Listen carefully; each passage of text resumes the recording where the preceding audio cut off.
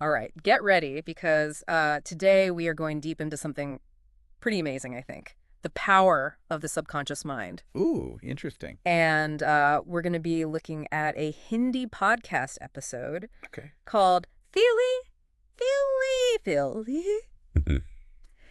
And even if you don't speak Hindi, don't worry. Yeah. We'll translate all the key insights for you. Have you ever felt like you are attracting certain experiences even if you consciously, don't want them? Yeah, I think we all had. That's Yeah. pretty common. Well, this deep dive might just explain why.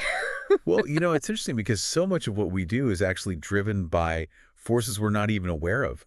Our Mhm. subconscious mind, it's like this massive storehouse of information. Right. Every experience, every emotion, every thought we've ever had, it's just tucked away in there. So it's like this giant hard drive running in the background. It is. It really is. But how does that actually impact our day-to-day lives? Wait. What's the connection? That's the really intriguing part. Yeah. This hard drive isn't just storing data. Right. It's actively shaping our habits, Okay. our emotions, even our core beliefs. Wow. Think of it like an iceberg. Mm. The tip you see above the water, that's your conscious mind. Yeah. But the massive part below the surface, Mm-hmm.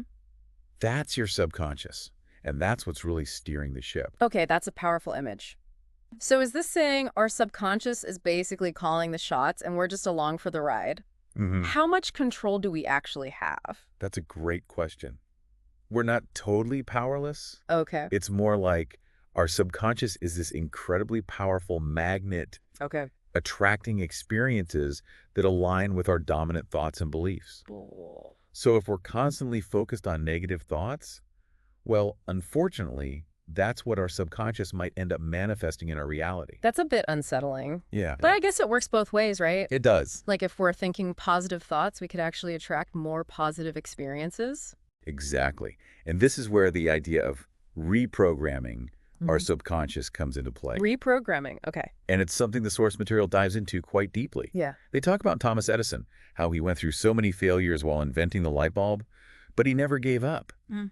They attribute his persistence to this unshakable belief in his vision, a bluff that was likely deeply rooted in his subconscious.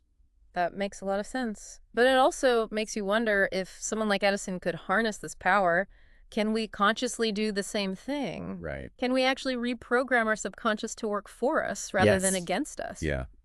That's the million-dollar question, right? Yeah.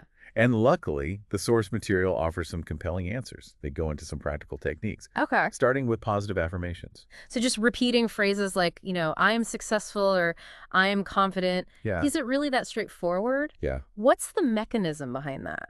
Well, it's not just about mindlessly repeating words. Right? It's about embodying the feeling behind those words. Mm-hmm. The more you repeat those affirmations with genuine conviction, the more your subconscious begins to accept them as truth. Uh-huh.